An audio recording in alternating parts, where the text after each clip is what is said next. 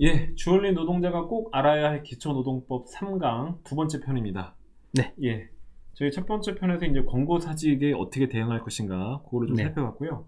이번 두 번째 편 주제는 뭐죠? 두 번째 편 주제는 우리가 흔히 있는 말로 하는 해고, 말로 하는 해고인데 이게 해고가 맞냐 안 맞냐 싸움도 벌어질 수 있는 주제입니다. 흔하게 예. 있는 일이니까 주의 깊게 보시면 좋겠습니다. 저번 시간에 저희가 권고 사직은 이제 사직서를 쓰라고 요구하는 것에 불과하고 네. 그런 경우에 사직서를 안 쓰면 괜찮다고 네. 말씀을 드렸어요. 이제 그런 경우에 주얼리 사장님들이 사직서를 안 받았는데도 불구하고 네. 그냥 무식하게 잘라버리는 거죠. 네, 너 그렇죠. 내일부터 나오지 마. 이런 네. 사례인데 바로 질문을 함께 살펴보도록 하겠습니다. 네. 첫 번째 질문입니다.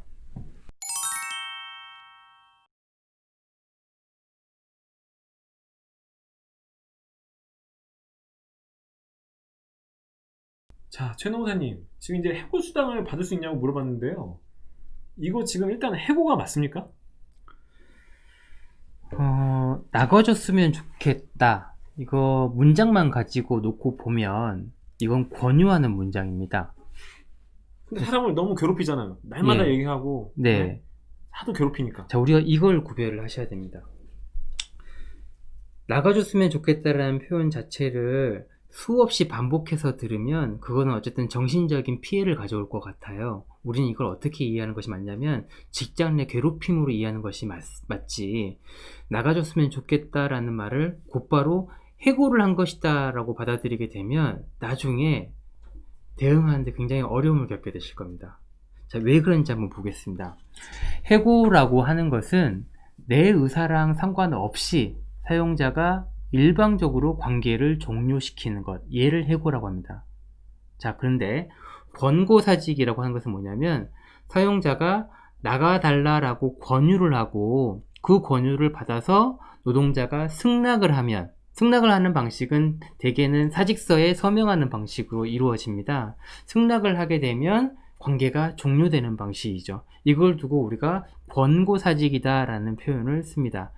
그렇지도 않고 해고하는 경우도 아니고 권고사직도 아닌 경우는 노동자가 갑자기 어느 날 저 그만 다니고 싶어요 라고 사직서를 제출하는 경우죠. 이거는 그냥 자발적인 사직, 이 세 가지 경우로 우리가 구별을 할 수가 있는데, 지금과 같은 경우처럼 사업주가 그만 나가줬으면 좋겠다 라고 하는 경우에는 내 의사랑 상관없이 관계를 종료시켜 버리는 것이 아니라 네가 나가줬으면 좋겠는데 너는 어떻게 생각하냐 라고 물어보는 거에 가까워요. 그렇기 때문에 얘는 권고사직으로 분류가 되고, 해고다라고 주장을 하면서 구제 신청을 하게 되면 사실은 안 받아들여지는 경우가 굉장히 많습니다. 예, 근데 노동자 입장에서는 참 짜증나는 상황일 것 굉장히 같은데. 짜증나죠. 하여튼 사용자가 이렇게 애매모호한 태도를 취할 때 그런 정석은 뭡니까? 어떻게 대응해야 되죠?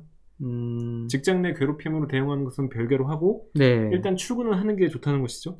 당연히 출근을 해야죠. 회사가 어려우니까 그만 나와줬으면 좋겠다라고 얘기하지만 저도 생계가 어려워서 계속 근무해야 됩니다라고 얼마든지 얘기할 수가 있거든요.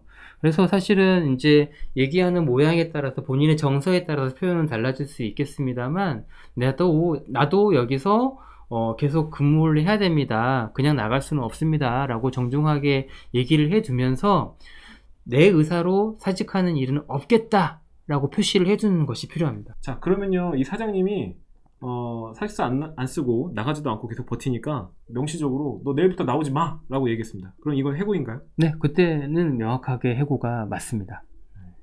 근데 그건 부당해고가 되죠? 네, 부당해고가 됩니다. 왜 부당해고가 되냐면 근로기준법에서는 해고할 때 반드시 서면으로 통보를 하도록 하고 있습니다. 서면으로 통보할 때 해고되는 사유와 그리고 해고되는 시기를 명확하게 기재를 해서 통보를 하도록 하고 있고요. 이런 서면 통보를 하지 않으면 이유를 묻지도 따지지도 않고 무조건 부당한 해고로 보겠다고 정하고 있습니다. 예, 법에서 그렇게 정한 취지가 뭘까요? 사실 해고가 되게 되면 노동자 입장에서는 자신이 왜 해고가 되었는지 궁금합니다. 왜 궁금하냐면 해고된 이유를 알아야 그 이유에 대해서 다툴 수가 있기 때문이죠. 영문도 모른 채로 해고가 되게 되면 노동자 입장에서는 다투는 과정에서 굉장한 어려움을 겪게 됩니다. 그래서 법이 결단을 하죠. 앞으로는 해고를 할 때 서면으로 통보하지 않으면 무조건 부당한 해고로 보겠다. 이것이 바로 근로기준법의 내용입니다. 예, 그러니까 서면으로 통지하지 않으면은 설사 정당한 이유가 있다고 하더라도 무조건 네. 부당해고가 된다는 건데 네. 그 서면의 범위를 어떻게 보나요? 이런 종이만 서면으로 보는 건가요? 예를 들면은 문자 메시지로 네. 해고 사유, 해고 시기를 다 구체적으로 기재했다라고 네. 하면 이건 서면 통지로 봅니까? 저는 법을 전공한 사람으로서 법에 서면으로 정리했으면 서면 아니면 인정해서는 안 됩니다. 다만 법원에서는 그래서 당연히 문자 안 돼야 되죠. 예. 다만 법원에서는 서면이 아닌 경우에 예외적으로 이메일을 두고 있습니다. 이 이메일이 서면 통보와 똑같은 효력이 있다라고 본 사례가 있는데요.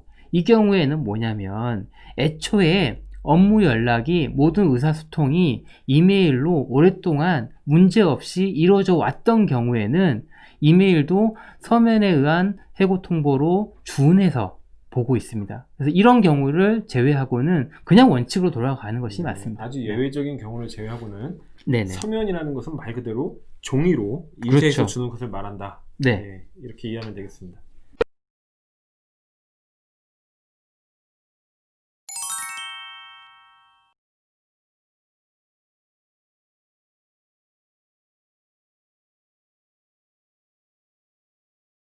네, 보시면 회사에서 사직서 제출을 요구를 했고요. 이분은 노동조합에 찾아가서 상담을 합니다. 그래서 노동조합에서는 사직서 절대 쓰지 마라 라고 안내를 했고요. 거기에 따라서 사직서를 안 냈더니 이번에는 사업주가 막무가내로 해고를 해버려요.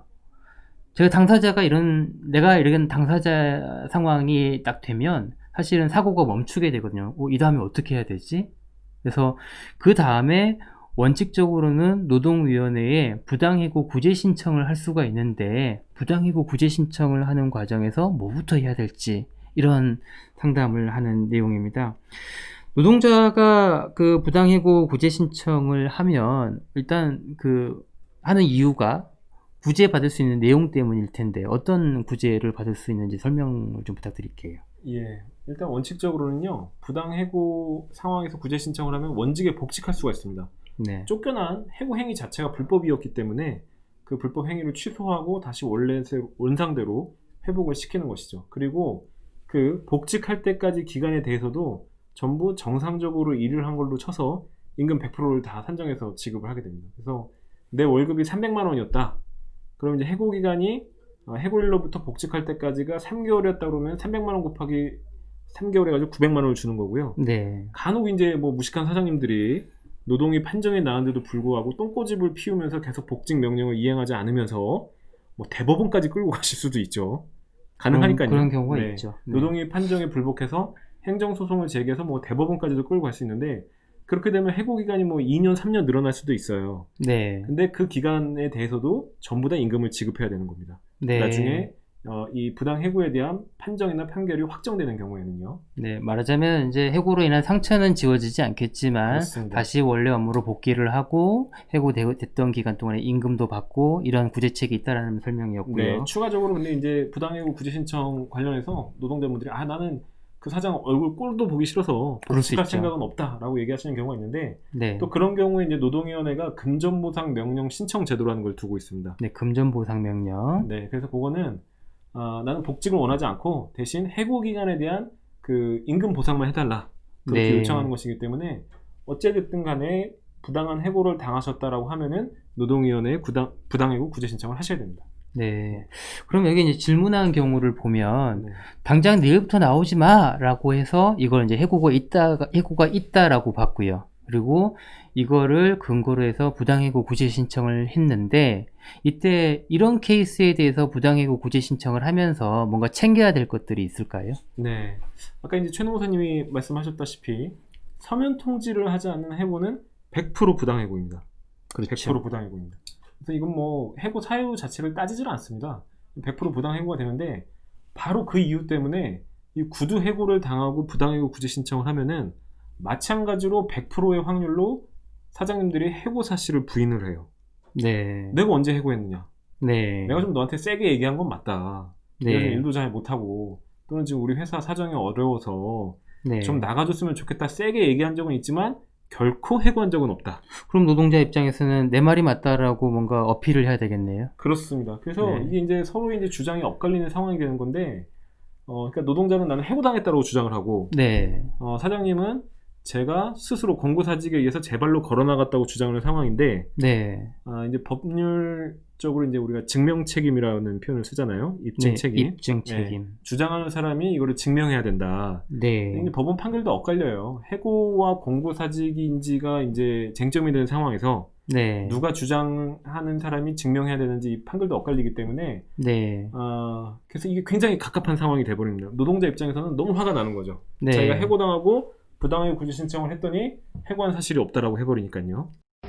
이건 너무한 거 아니냐고. 그러면 이때 노동자 입장에서는 이제 자기가 해고됐다라는 점에 대해서 어필을 해야 되는데 뭔가 이제 근거가 있어야 될 거잖아요. 이런 그렇습니다. 근거들 우리가 전문적으로는 이제 입증 자료라고 네. 얘기할 텐데 입증 자료를 뭔가 준비해 놓을 수 있는 뭔가 팁 같은 것이 있을까요?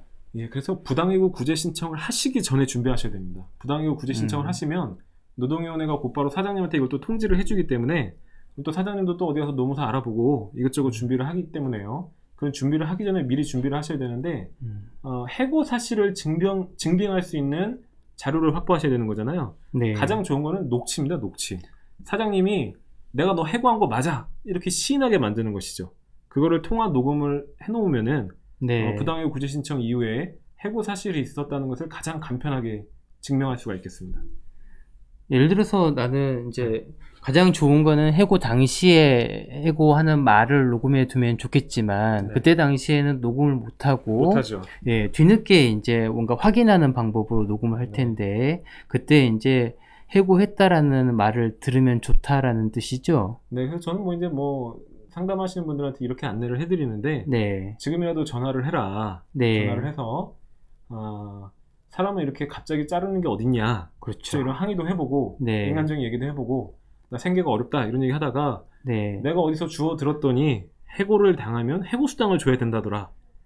네. 최소한의 해고수당은 줘야 되는 거 아니냐 이런 네. 얘기를 하는 것이죠. 네. 그러면 이제 사장님이 해고수당 주기 싫어서 이제 가타부타 얘기를 하게 돼 있고요. 네. 그러는 과정에서 자연스럽게 정황이 시인하게 돼 있습니다. 네. 네, 자연스럽게 시인하게 돼 있습니다. 그거 네. 그 녹취를 따시면 네. 부당해고 구제 신청하실 때 네. 별 문제 없이 부당해고로 인정받으실 수 있다는 것이죠. 네, 근데 추가로 좀 여쭤볼 게 있어서요. 구두해고를 당하고 노동위원회에다가 구제 신청하려고 갔는데 노동위원회에서는 구두해고 당한 거에 대해서 뭔가 증거 있느냐라고 막 물어보고 돌려보낸다라든지 아니면 말이 안 통한다고 해서 막 돌려보낸다라든지 이런 사례들도 있다고 하는데 혹시 그러니까 이게 소개해 주세요. 노동청도 그렇습니다만은 노동위원회도 네. 참 잘못을 많이 하는데 공무원들이 지금 바쁘잖아요. 네. 자기 일이 생기는 게 싫어요. 그래서 구두해고를 당하면 이건 자연스럽게 100% 부당해고인 건데 네. 노동자를 구제해주기보다는 뭔가 좀 증빙 자료가 부족하다, 해고 사실을 입증하지 못한다 네. 이런 핑계를 들면서 아예 구제 신청 자체를 안 받아주는 경우도 종종 있더라고요. 그런 경우에는 어떻게 대응을 해야 될까요? 사실 뒤집어 엎어야 되는 건데 네. 그렇게 할 수는 없잖아요. 네, 그래서 네. 제가 꼭 추천드리고 싶은 거는 해고를 당하셨을 때 주얼리 노동조합에서 법률 지원도 해드리고 또 여러 가지 상담과 조력들을 해드리고 있습니다. 그래서 네. 이 해고당하는 건 굉장히 어려운 문제예요. 법률적인 전문성이 필요할 때도 있는 것이기 때문에 네. 개인적으로 해결하실 수도 있겠습니다만은 꼭 노동조합에 상담하시고 노동조합에 가입하셔서 지원을 받으시라 이렇게 말씀드리겠습니다.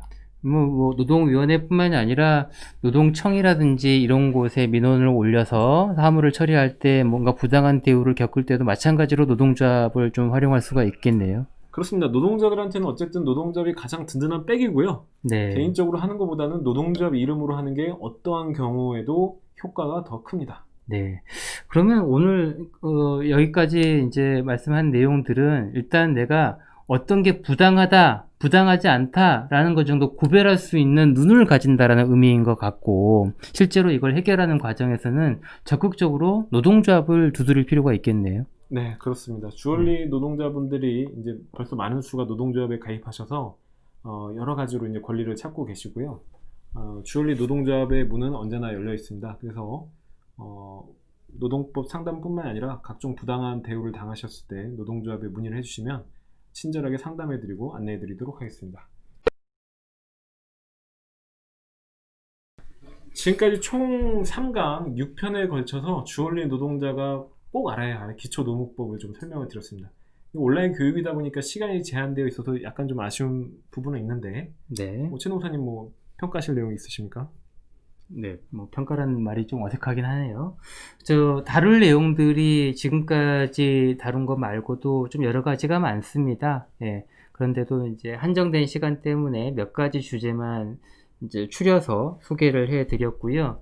나머지 현장에서 겪는 많은 문제들은 노동조합의 문을 두드리시거나 아니면 저희 노동법률지원센터의 문을 두드리시거나 하는 방법으로 적극적으로 문의하시고 도움이 되었으면 좋겠습니다. 끝까지 들어주셔서 감사합니다. 예, 수고하셨습니다.